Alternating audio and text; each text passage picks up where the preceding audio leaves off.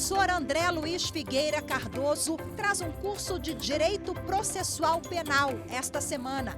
Durante as aulas serão abordados o habeas corpus, a investigação defensiva e o processo penal, o lawfare, a justiça negocial e o direito penal antirracista. A aula 1 começa agora.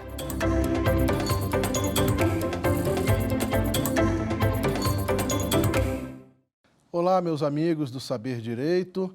Na data de hoje, nós iniciamos uma série de 5 aulas sobre tópicos e prática em processo penal e direito constitucional. Um dos assuntos será o habeas corpus, o segundo dos temas será a investigação defensiva. Eu optei também por lecionar uma aula sobre a ANPP e tópicos sobre direito antirracista e as novas alterações adotadas recentemente na coerção e na criminalização de práticas racistas. Eu optei por essa abordagem diante da necessidade de trazer ao grande público as alterações mais recentes trazidas não só pela legislação, como pelo próprio Supremo Tribunal Federal, no âmbito do direito penal, no combate a determinadas práticas que a nossa sociedade considera já ultrapassadas e necessárias de superação, e também no sentido de trazer ao grande público um conhecimento um pouco mais difuso e um pouco menos formal, tentando abandonar um pouco aquele juridiquês que dá um ar de uma certa pompa e uma certa obsolescência. Aliás, obsolescência também é um termo tipicamente jurídico que a gente tem que abandonar, né? As coisas ficam obsoletas e perdem um pouco o contato com a sociedade. Então, na tentativa de trazer ao grande público um conhecimento um pouco mais genérico, eu optei por uma abordagem que enfatiza a parte técnica, mas que traz alguns casos concretos, com as histórias desses casos concretos, para o esclarecimento do grande público.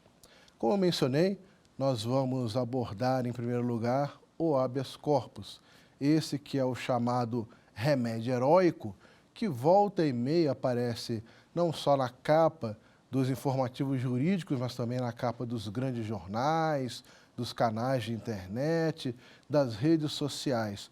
Nós vivemos uma sociedade em que o processo penal e o direito penal cada vez mais pauta as conversas do dia a dia, as conversas de mesa de bar, as conversas no elevador, as conversas no táxi, nos aplicativos de transporte, e isso de alguma maneira é um sinal dos tempos. O direito penal ele é um assunto do dia a dia que ultrapassa esse campo mais fechado, que tende a se perder às vezes em discussões um pouco abstratas. O habeas corpus, como ele é também muito comentado e muito conhecido, há também uma série de elementos de senso comum que é preciso desconstituir. A história do habeas corpus, aliás, melhor dizendo, a história do processo penal e a do próprio Supremo Tribunal Federal, do direito brasileiro em geral, pode ser contado por meio das lentes do habeas corpus.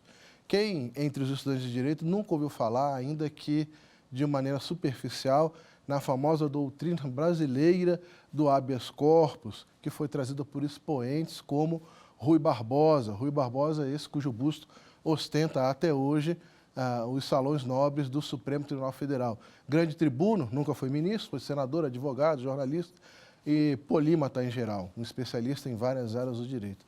Para Rui Barbosa, o habeas corpus ele ia além desse aspecto focal da liberdade deambulatória, da liberdade de locomoção, de ir e vir. Para Rui Barbosa e para aqueles do seu tempo, o habeas corpus servia como um elemento de combate ao excesso, ao arbítrio, ao abuso de poder, que era muito comum na época da formação da República e, infelizmente, continua aí a afligir a sociedade brasileira. As raízes autoritárias do processo penal brasileiro e da sociedade brasileira são muitas vezes combatidas por meio de remédios heróicos, como o habeas corpus, o mandado de segurança e ações constitucionais de impugnação. Então, já de antemão, falando um pouco por cima, de maneira perfunctória, porque não é possível nessa sede alongar, entrar muito nesses detalhes de como foi a história da Proclamação da República, a intervenção de Rui Barbosa, a impetração de vários habeas corpus no âmbito do Supremo Tribunal Federal, as teses sustentadas. Nós optamos por delimitar, como eu falei, e usar esses elementos históricos para, de alguma maneira, formatar, passar ao espectador o que é o instituto jurídico. Então, o habeas corpus ele é um instituto que é trazido pela Constituição Federal. A sua normativa básica é trazida pela Constituição Federal, no seu artigo 5º, 68, e esclarecido e delimitado também nos artigos 647 a 667 do Código de Processo Penal. E o que diz a Constituição e o Código de Processo Penal? E aqui eu leio para não correr o risco de esquecer algum conceito, algum termo. Artigo 5º. Conceder-se-á habeas corpus sempre que alguém sofrer ou se achar ameaçado de sofrer violência ou coação em sua liberdade de locomoção por ilegalidade ou abuso de poder. E o artigo 647 do Código de Processo Penal diz o seguinte: dar-se-á habeas corpus sempre que alguém sofrer ou se achar na iminência de sofrer violência ou coação ilegal na sua liberdade de ir e vir, salvo nos casos de punição disciplinar. Então vejam, senhores, que a Constituição e o Código de Processo Penal trazem, de certa forma, um esqueleto do que é o habeas corpus e estabelecem aquilo que é o seu foco originário, que é a gestão e a tutela das liberdades, especificamente a liberdade de ir e vir. Mas o habeas corpus, como eu mencionei, especificamente no Brasil e desde praticamente a proclamação da República, não tem apenas esse condão de ser a gestora, de ser a tutora, de exercer a tutela das liberdades físicas de ir e vir. Ele é muito mais do que isso. Ele é, e aqui eu rememoro a lição de Rui Barbosa, ele não é apenas um mecanismo que tutela as liberdades individuais. Ele é um mecanismo de veto ao abuso e ao exercício arbitrário do poder.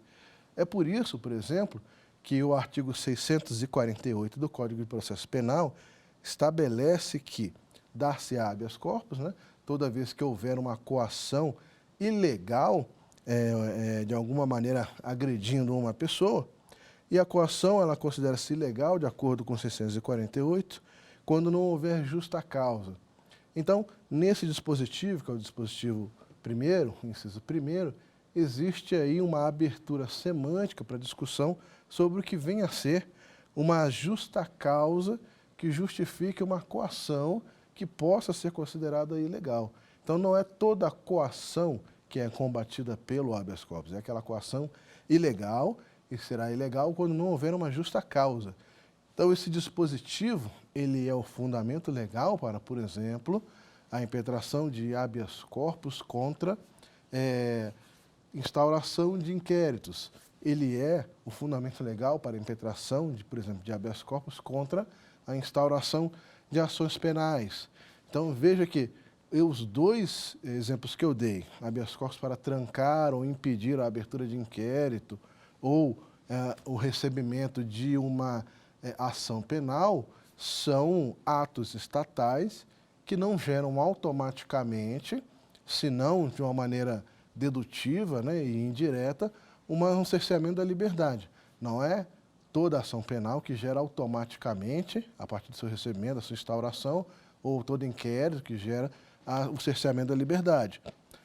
Mas a Constituição pretoriana, os tribunais brasileiros, com base sempre na doutrina brasileira do habeas corpus, consideram que é possível que esse inquérito, essa ação, gere, no limite, uma restrição à liberdade individual. E, por isso, o habeas corpus ele é cabível. Não há nenhuma dúvida em relação a isso na jurisprudência, muito embora a sua aplicação seja feita com bastante parcimônia, com bastante reserva, ou seja, de maneira rara.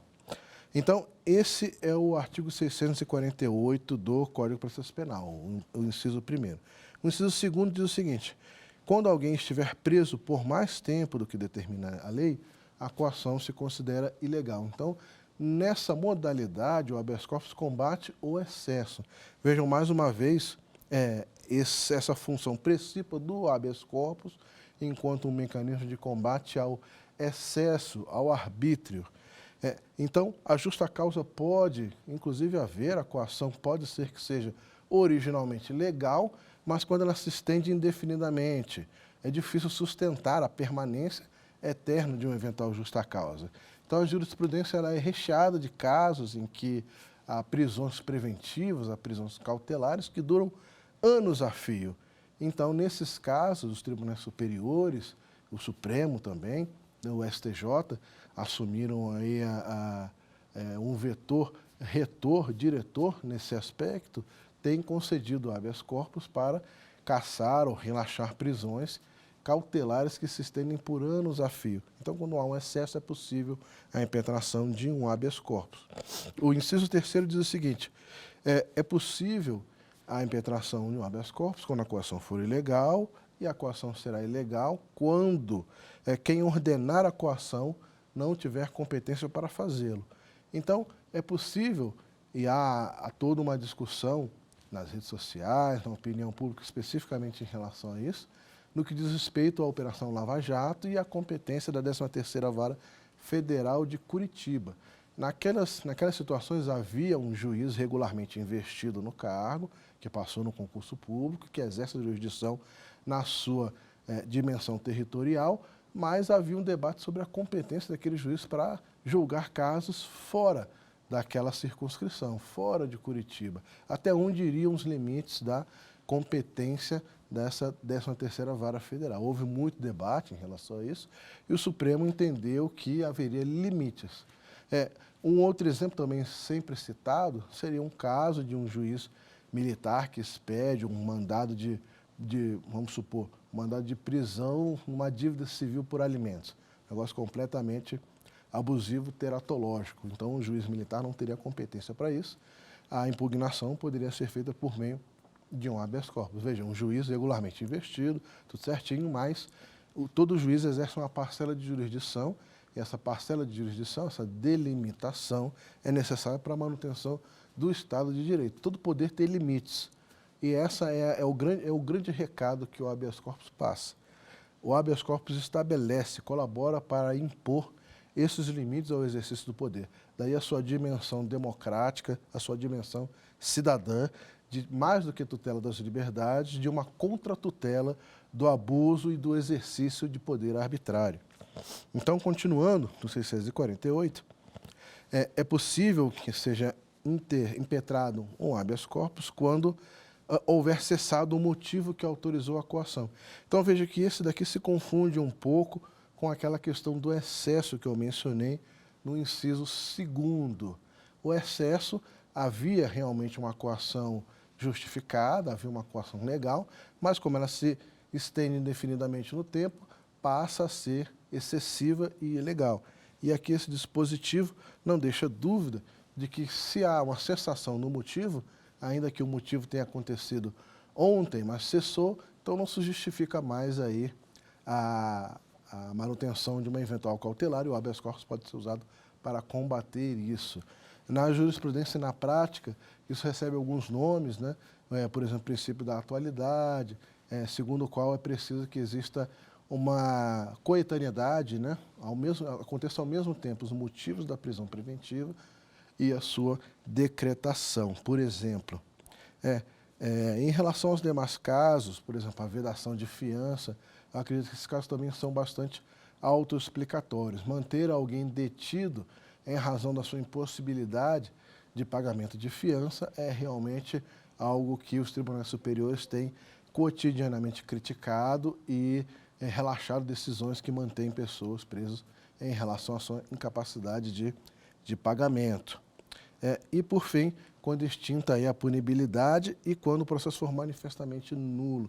Então, o 648, nos seus últimos dispositivos, diz que é possível a impetração de um habeas corpus quando a razão subjacente, um processo ou uma decisão qualquer, for nula, ou quando houver uma extinção de punibilidade, ou seja, uma prescrição, ou o que é que seja, uma nulidade, ou o que é que seja. Quando a decisão estatal, a decisão judicial ou qualquer outra, ela tem uma nulidade, ela não subjaz, é possível a impetração de um habeas corpus para impugnar isso. E esses dispositivos, especificamente, que não deixam qualquer dúvida sobre o triunfo final da doutrina brasileira do habeas corpus, tal como estabelecida por Rui Barbosa e outros juristas no fim do século XIX e início do século XX. Ou seja, o habeas corpus ele pode servir como um mecanismo de impugnação de nulidade, inclusive, não necessariamente uma relação direta, retilínea, em relação à restrição da liberdade. Como eu mencionei, o habeas corpus é um mecanismo de contratutela do abuso estatal, de contratutela do arbítrio e, em segundo lugar, de tutela das liberdades. Por que isso é relevante? Porque, como eu mencionei, a história do Brasil, a história do direito brasileiro, pode muito bem ser contada por meio de seus habeas corpus. E aqui eu menciono uma história bastante conhecida, que é a história do habeas corpus número 26155, cuja paciente foi a senhora Olga Benário.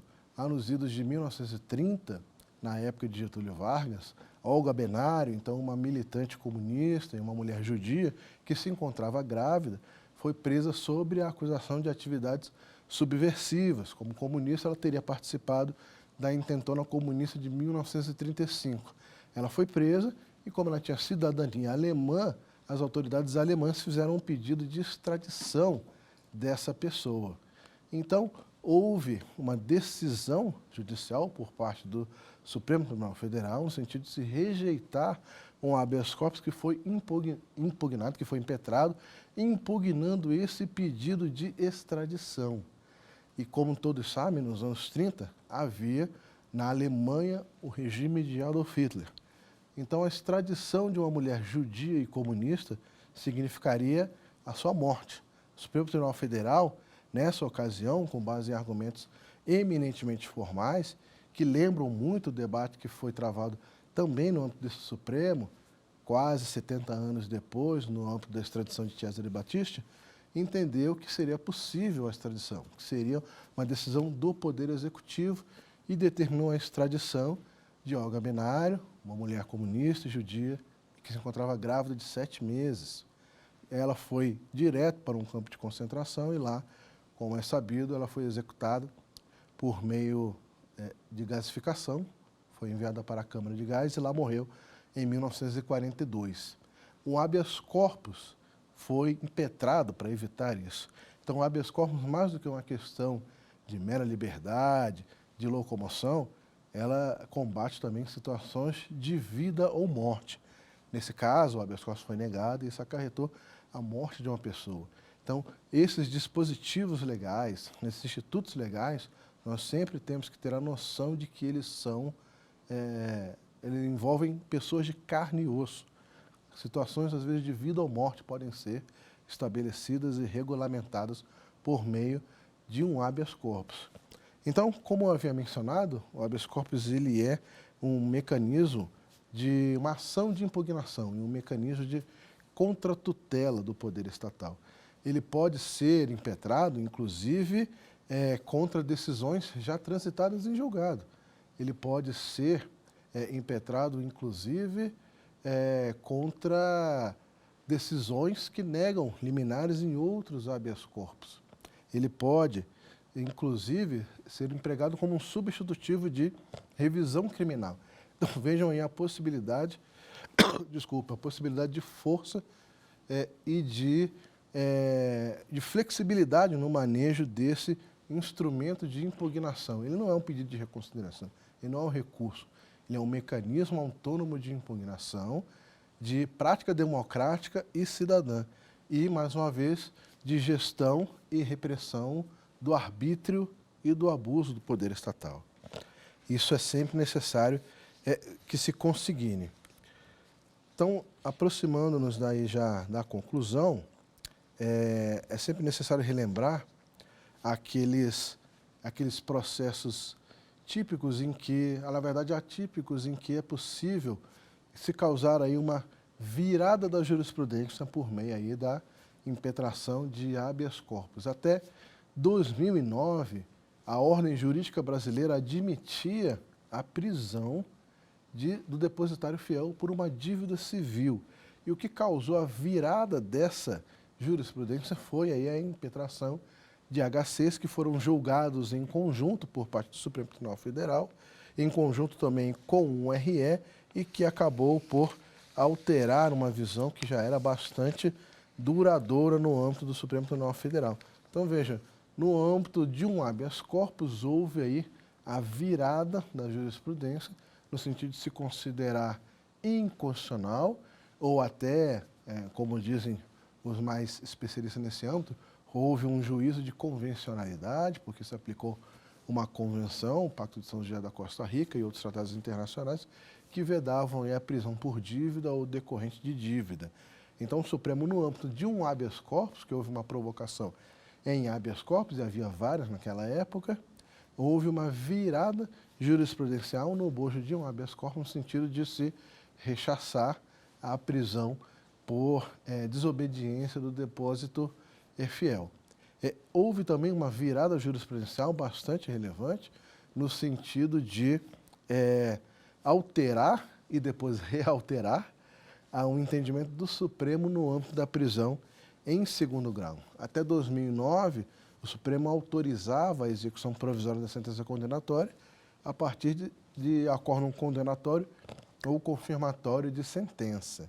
Em 2009, houve uma virada no sentido de se considerar inadmissível, e em 2016, uma nova virada, que também é bastante conhecida, porque é bastante recente, no sentido de se autorizar a execução provisória da sentença condenatória a partir da confirmação dessa sentença em sede de julgamento colegiado. Então, quando havia um julgamento condenatório reformando uma sentença absolutória, ou quando havia um acórdão confirmatório de sentença condenatória prévia, o Supremo entendeu que seria possível a execução provisória dessa sentença antes do trânsito em julgado. Houve um debate imenso em relação a isso.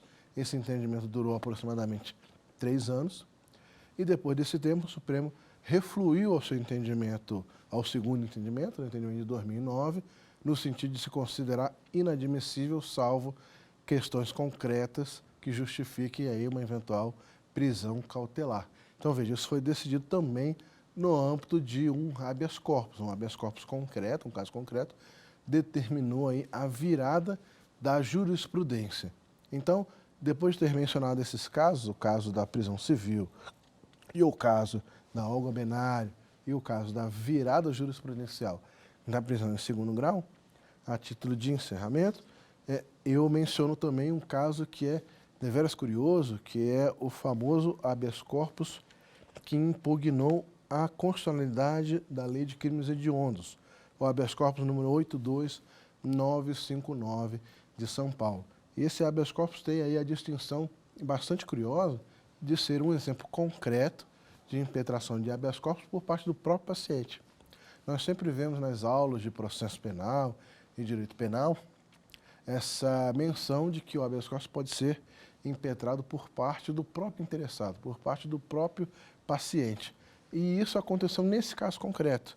Esse caso concreto se tratou de um detento, ele mesmo escreveu à mão, é possível ter acesso a esse habeas corpus, inclusive por meio do site do Supremo Tribunal Federal, se encontra digitalizado como um documento histórico, e esse detento, ele redigiu à mão o próprio habeas corpus e foi subindo todas as instâncias, primeira, segunda, STJ e, por fim, chegou ao STF.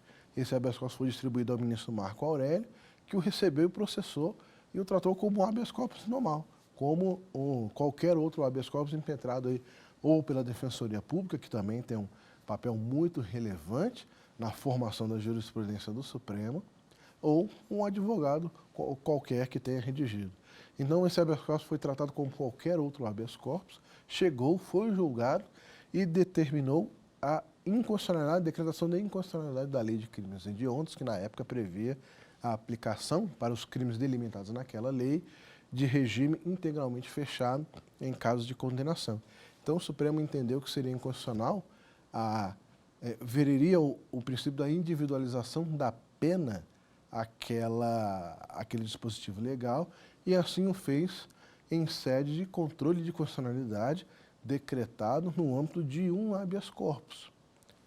Então, vejam senhores e senhoras, que o habeas corpus ele pode ter e tem um efeito decisivo não só na história, na política, como na jurisprudência e na própria história do direito constitucional brasileiro.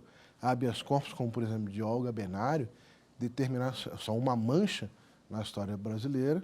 Habeas corpus, como por exemplo essas idas e vindas, os habeas corpus que determinaram as idas e vindas da jurisprudência em relação à prisão em segundo grau, também contam, de alguma maneira, uma história política, além de jurídica, do direito penal brasileiro.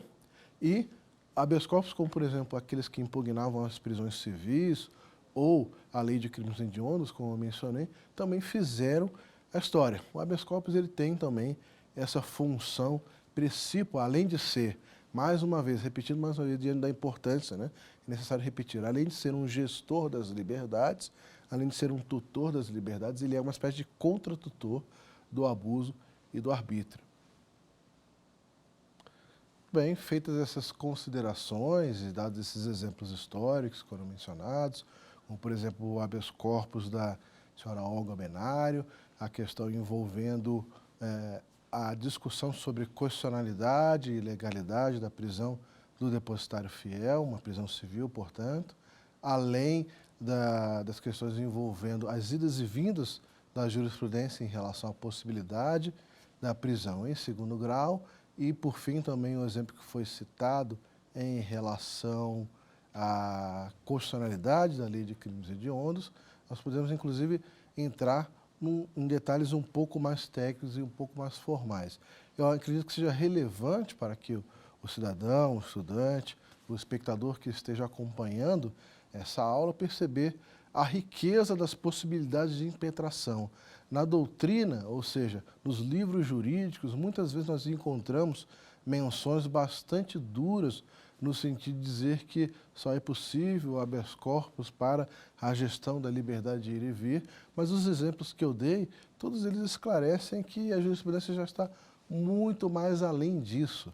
Ela já foi muito mais além e admite, inclusive, a discussão de constitucionalidade, que estão entre as questões mais complexas, provavelmente, do direito constitucional. Até isso se admite em sede de habeas corpus, inclusive debate sobre a constitucionalidade de leis que terão efeitos para todos os casos possíveis e estabelecidos no direito penal e no direito em geral, né? Como eu mencionei, o exemplo da discussão sobre a constitucionalidade e a proporcionalidade da prisão civil do depositário é um bom exemplo. Se trata de um precedente bastante antigo. Essa discussão é lá dos idos de 2008 e 2009, ainda sobre a relatoria, ainda sobre o ministério do ministro César Peluso, que já se aposentou já tem um pouco de tempo. Então veja aí as possibilidades que o cidadão comum, inclusive, né, não necessariamente, mas se recomenda que se procure uma assistência jurídica, não só de um advogado, como de um defensor público, mas o próprio cidadão pode, e o exemplo que eu dei menciona isso, né, pode impetrar ele mesmo habeas corpus em desfavor de uma decisão, de uma autoridade, ou do que quer que seja. Se ele entender que há uma violação a um direito seu, é possível sim, uma decorrência do direito constitucional de petição, ele pode sim, eventualmente, impetrar um habeas corpus. Desculpa.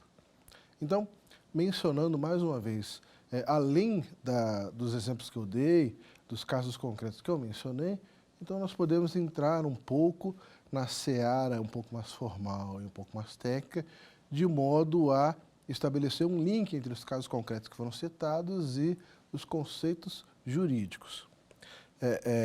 Como eu já havia mencionado, o habeas corpus ele pode ser impetrado, se diz no linguajar jurídico impetração, né?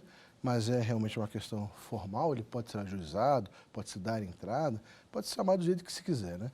No linguajar jurídico, às vezes nós somos obrigados, para uma questão de exatidão, a adotar alguns verbos, mas o cidadão pode usar o português que ele bem entender. Então, o habeas corpus ele pode ser impetrado, inclusive em desfavor de uma decisão já transitada em julgado. Há precedentes, e não são poucos, apesar de serem raros, é mais um pouco como aquele meme da internet, né? É raro, mas acontece com frequência. É possível que o impetrante ele impugne uma decisão já transitada em julgado. Então, mais um exemplo de como o habeas corpus ele não é um recurso, porque o recurso você não pode apresentar um recurso em desfavor de uma decisão que já tenha transitado em julgado. Há regras temporais, regras de preclusão que vedam isso. O habeas corpus ele ignora essas regras e é possível apresentá-lo até contra uma decisão já preclusa. O Supremo Tribunal Federal tem precedentes, como mencionei, de habeas corpus que foram impetrados a título de revisão criminal. O Supremo recebe, converte em revisão criminal e julga as revisões criminais. Isso também é possível. Mais uma vez, ele não é um recurso, não é um pedido de reconsideração, é um meio de impugnação autônomo, de gestão de tutela da liberdade e principalmente de contra-tutela do abuso e do arbítrio. Uma questão um pouco mais concreta e um pouco mais recente é a da possibilidade de oferecimento ou impetração de habeas corpus em desfavor de processo em que tenha havido uma transação, sursil ou uma NPP entre as partes. Havia todo um debate de saber se seria possível, ao mesmo tempo, uma parte fazer um acordo com a acusação, no âmbito dessas medidas despenalizadoras que eu mencionei, e, ao mesmo tempo, impugnar uma justa causa, que é um dos dispositivos do 648, ou uma eventual prescrição, que é também uma possibilidade, né, prevista pelo 648, que é quando há extinção da punibilidade. Então, o Supremo Tribunal Federal, em decisão da lavra do ministro Gilmar Mendes, já entendeu que é possível, o HC 176785. O Gilmar Mendes disse que é possível, que não há perda de objeto quando, abre aspas, se alega a tipicidade da conduta e a falta de justa causa para a persecução penal, ao passo que inviabiliza-se a manutenção do acordo de transação penal, ainda que concedido pelo imputado, quando houver a concessão da ordem. Então, nada impede, não há um comportamento contraditório entre se fazer um acordo, um NPP, uma transação, e, ao mesmo tempo, se impetrar um habeas corpus, decisão do Supremo Tribunal Federal. Como eu mencionei, as formalidades, elas são as menores possíveis. E aqui eu faço, mais uma vez, uma menção ao caso que foi referido, que é o famoso habeas corpus, em que houve a impugnação da constitucionalidade da Lei de Crimes Hediondos, naquela parte em que ela dispunha a obrigatoriedade de prisão em regime integralmente fechado para aquelas pessoas que sofressem as condenações naqueles crimes taxados na Lei de Crimes Hediondos. Então, houve uma impetração, um HC histórico que discutiu e declarou a inconstitucionalidade desse dispositivo na Lei de Crimes Hediondos, é um habeas corpus escrito à mão pelo próprio apenado. Então, o próprio detento escreveu à mão, numa caligrafia, inclusive, invejável, né? Mais uma vez, as cópias se encontram no próprio Supremo, de fácil acesso. Ele impetrou e conseguiu, logrou ter êxito na concessão desse habeas corpus. Então, é um exemplo de como as formalidades são as menores e devem ser as menores possíveis para a impetração, para o oferecimento desse remédio jurídico, dessa impugnação jurídica.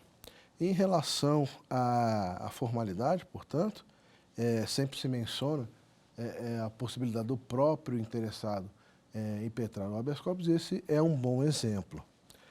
Em relação às partes no habeas corpus, as partes no habeas corpus, pelos exemplos que eu dei, já é possível, seria possível se ponderar com uma certa facilidade. De um lado há o paciente, que é aquele que sofre a violência ou se encontra na iminência de sofrer a violência. No caso da Olga Benário, seria a própria Olga Benário. No caso do habeas corpus, da Lei de Crimes Hediondos, é o próprio apenado que impetrou o habeas corpus. No caso da discussão sobre prisão civil, é o devedor. Então, o paciente é o principal interessado, aquele que está sofrendo a violência ou na iminência de sofrer uma violência. O impetrante é aquele que assina o pedido. Pode ser o advogado ou, no exemplo que eu dei, pode ser o próprio paciente. Desde que ele tenha um mínimo de formação, possa escrever aí um texto minimamente compreensível, mas é óbvio que não se exige da pessoa que ela seja alfabetizada para, eventualmente, a impetração. Ele pode pedir para alguém escrever a seu rogo e ele apenas assina o seu nome ou a sua digital. é possível, portanto, nesse caso, uma confusão entre as pessoas do impetrante e do paciente. O advogado, ele inclusive pode eventualmente atuar em causa própria quando ele verifique uma ofensa, uma prerrogativa sua específica que gere um prejuízo para o seu eventual cliente. E aí, nesse caso, mais uma vez, as figuras do paciente, do impetrante, podem eventualmente se confundir. Então, mais uma vez, o paciente é aquele que sofre violência, o impetrante é aquele que tecnicamente transforma aquela história do mundo da vida numa história jurídica e a oferece ao Poder Judiciário. E a última das partes é a autoridade coatora, que é também bastante simples entender que ela é. Ela é a autoridade, aquela autoridade que exerce o poder que está em tese gerando aquela violência ilícita, aquela coação ilegal que está ou que irá gerar aquela violência ilegal. E nessa distinção entre aquele que está por sofrer ou que já está sofrendo, existe uma distinção temática e terminológica, que é a principal das distinções do habeas corpus. O habeas corpus pode ser ou preventivo, antes que a violência aconteça, ou repressivo, depois que a violência acontece, com o fim de repeli-la, de corrigi-la. Então, o habeas corpus ele pode ser ou preventivo ou repressivo. Os exemplos mais comuns de habeas corpus preventivo provavelmente são aqueles famosos habeas corpus em que há um ajuizamento, há uma impetração antes do depoimento numa CPI, por exemplo. Quem é que nunca ouviu falar nisso, né? Uma pessoa, quando é intimada para depor numa CPI, é tranquilo, isso é certo que um dos intimados vai apresentar um habeas corpus para poder exercer o seu direito a ficar calado, o seu direito de não produzir provas contra si. Esse é um bom exemplo de habeas corpus preventivo. Também são relativamente comuns habeas corpus para se evitar algemas, por exemplo, algemamento de alguém diante de uma prisão preventiva. Isso era muito comum antes da edição da súmula vinculante 11, que estabeleceu, de certa forma, um regramento ao uso das algemas. Então, o habeas corpus preventivo é aquele que se impetra quando há uma iminência do cometimento de uma violência. E o repressivo é aquele corretivo, quando a prisão já ocorreu, quando a nulidade já ocorreu, quando o ato já foi praticado, aí realmente há a impetração de um habeas corpus repressivo. Essa é a principal distinção nas modalidades de habeas corpus. O petrante, então, como eu mencionei, pode ser qualquer pessoa, né, assim como o paciente, e existe um debate na doutrina de se saber se houve, né, de se saber se a pessoa jurídica poderia eventualmente figurar como paciente. É certo que pode, né, até porque atualmente, na atual ordem jurídica, as pessoas jurídicas podem eventualmente cometer delitos, por exemplo, um delito de natureza ambiental. Então, se elas podem eventualmente cometer delitos e responder a processo, naturalmente elas podem ser aí resguardadas por meio de um habeas corpus. Em relação ao estrangeiro, há todo um debate de se saber se o estrangeiro estaria acobertado, mas a prática jurisprudencial também não admite qualquer dúvida em relação a isso. É possível, sim. Durante algum tempo, houve um debate sobre a possibilidade de impetração de habeas corpus em benefício de animais. Houve um famoso habeas corpus impetrado no âmbito do STJ, que foi indeferido liminarmente por decisão monocrática. Houve um agravo, o agravo não foi julgado e a parte interessada conseguiu fazer um acordo em primeiro grau e o habeas corpus não teve seu julgamento colegiado. A questão ali envolvia a gestão, a tutela de 2 chimpanzés. Havia toda uma discussão de se saber se aqueles chimpanzés que haviam passado toda a sua vida em cativeiro, se eles seriam devolvidos à natureza ou se poderiam permanecer sob a tutela de um tutor humano.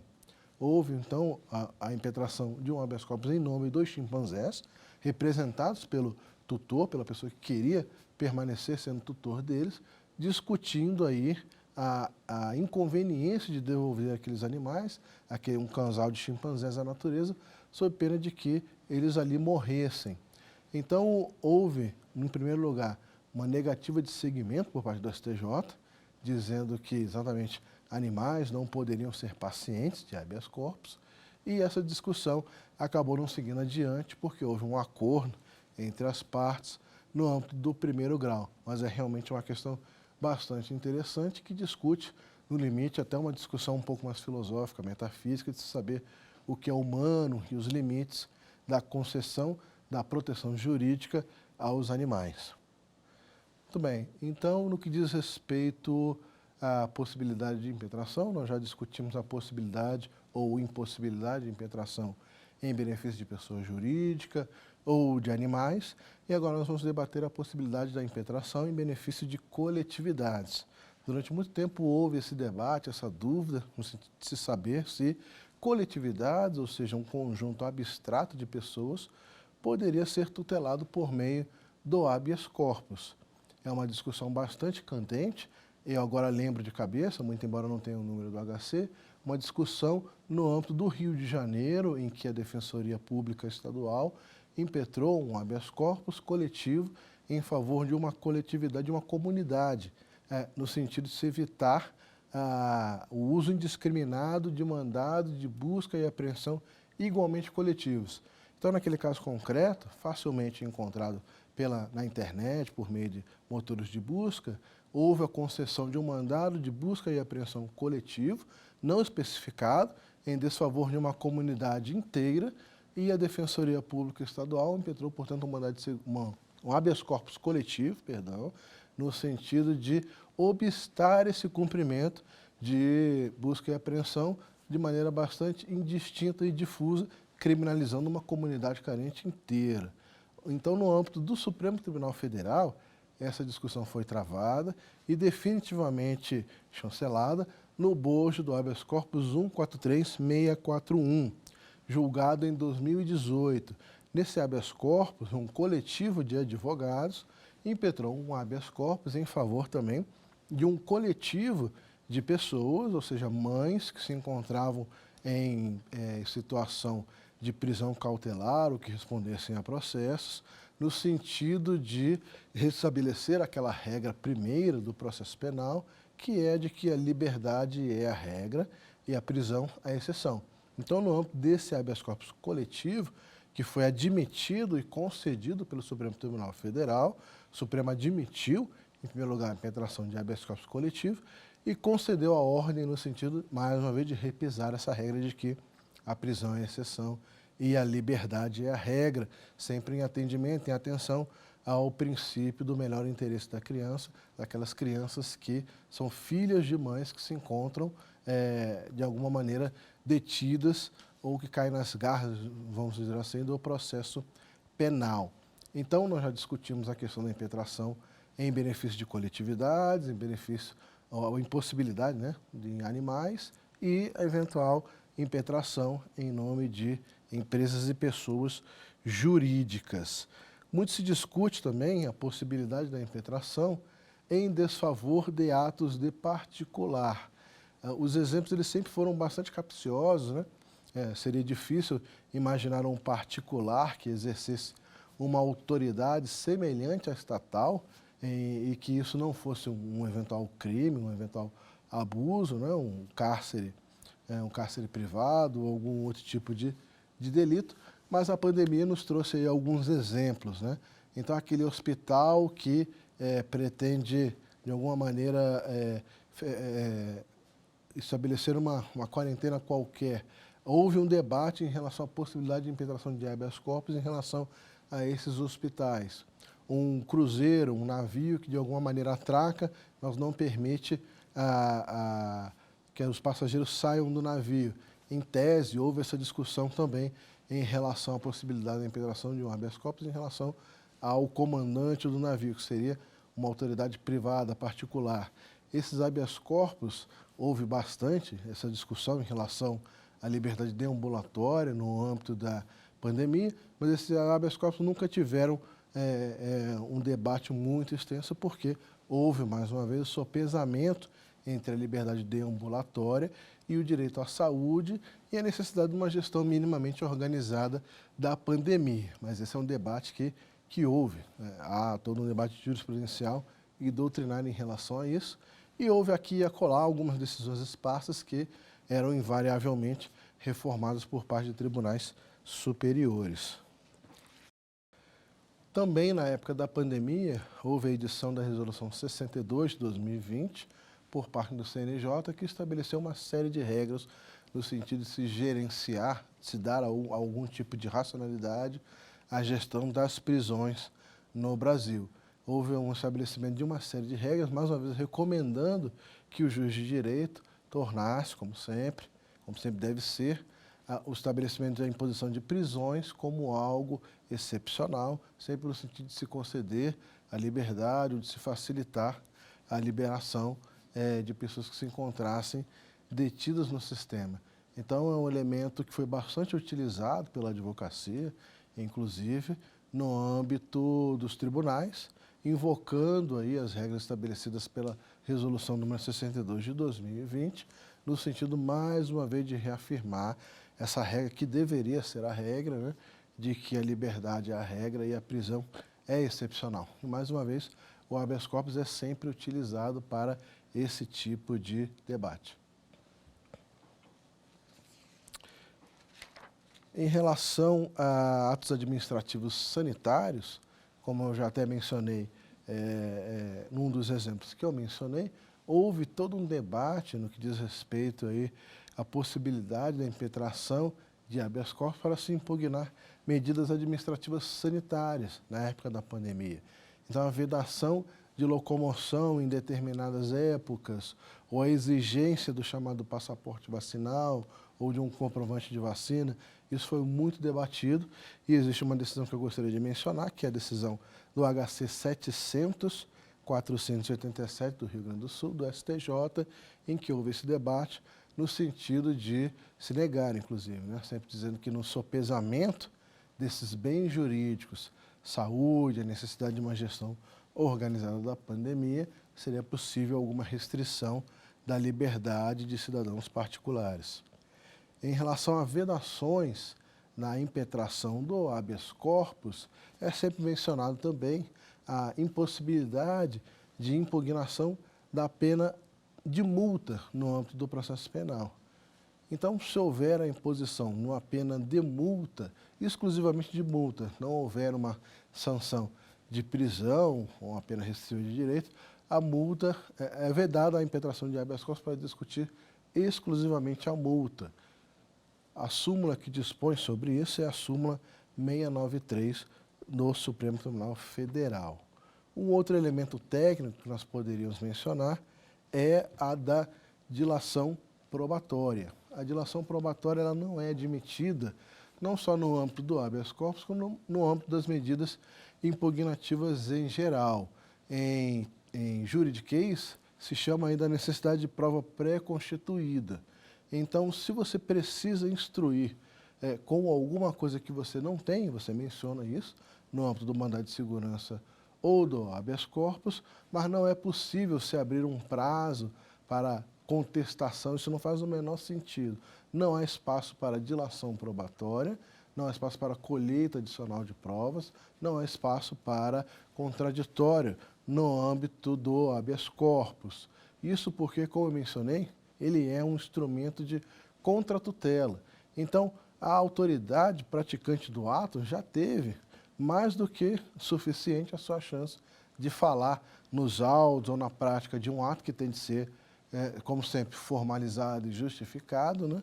E a impetração do habeas corpus ele é sempre uma espécie de poder de veto. Então, não faria sentido abrir mais um prazo para aquela autoridade que já é a detentora do poder, mais uma vez se manifestar nos autos de um habeas corpus. Esse debate ele foi bastante travado no âmbito do Supremo Tribunal Federal por ocasião do famoso habeas corpus, que declarou aí a suspeição e a nulidade da operação, das condenações do ex-presidente Lula na Operação Lava Jato. Houve todo um debate no sentido de dizer se as autoridades ali referidas, como autoridades coatoras, poderiam ou deveriam contraditar o que foi dito. E o Supremo Tribunal Federal entendeu que isso não fazia o menor sentido, que não havia possibilidade de contraditório no âmbito de habeas corpus, assim como não existe possibilidade de dilação probatória. Agora, depois de toda essa exposição, é a hora do nosso quiz. Vamos ver se vocês estão ligados naquilo que foi dito ao longo da aula.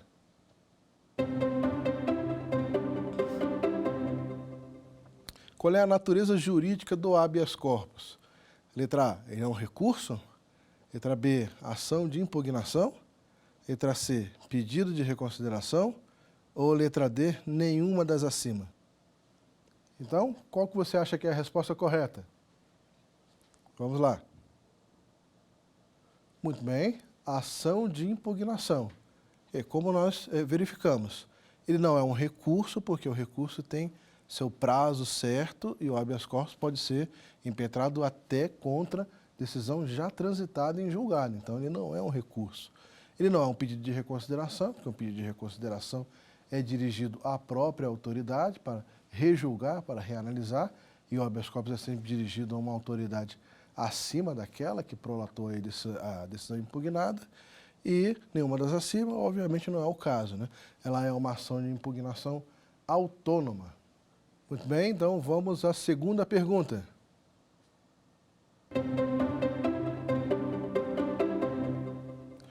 Existe contraditório no habeas corpus?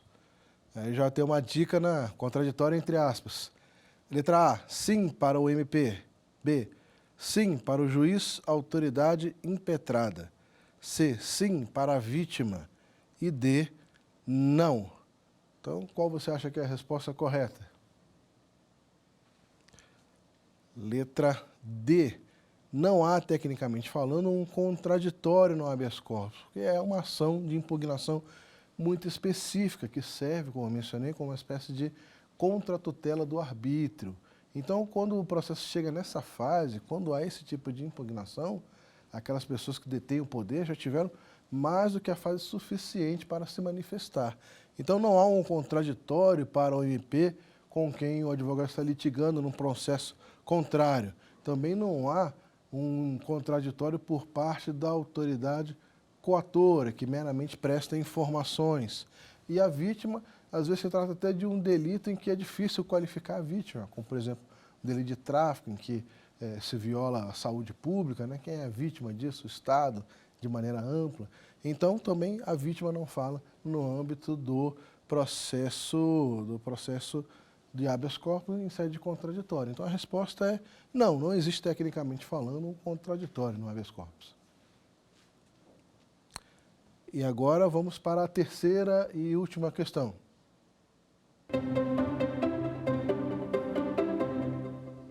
O habeas corpus, letra A, pode ser substitutivo de revisão criminal? Letra B, pode ser interposto contra a decisão já transitada? Letra C, é incabível contra a decisão que fixa a multa? E letra D, estão corretas todas as acima. O que você acha? Você tem algum palpite? Letra D, estão corretas todas as acima. Nesse caso aqui, a gente poderia eventualmente até ter colocado uma letra E de, o habeas corpus ele é uma espécie de bombril com 1001 utilidades. Isso estaria correto também. Ele pode ser empregado como um substitutivo de revisão criminal? Sim. O Supremo, inclusive, tem precedente nesse sentido. O habeas corpus pode ser usado para impugnar decisões já transitadas em julgado. Pode ser interposto contra decisão já transitada. É incabível contra a decisão que fixa a multa. Como eu mencionei, existe até uma súmula que veda a impetração de habeas corpus para discutir meramente a imposição de multa. Então, letra D, todas as acima estão corretas. Então, essa foi a nossa aula sobre habeas corpus. Eu espero que vocês tenham gostado e me perdoem qualquer excesso.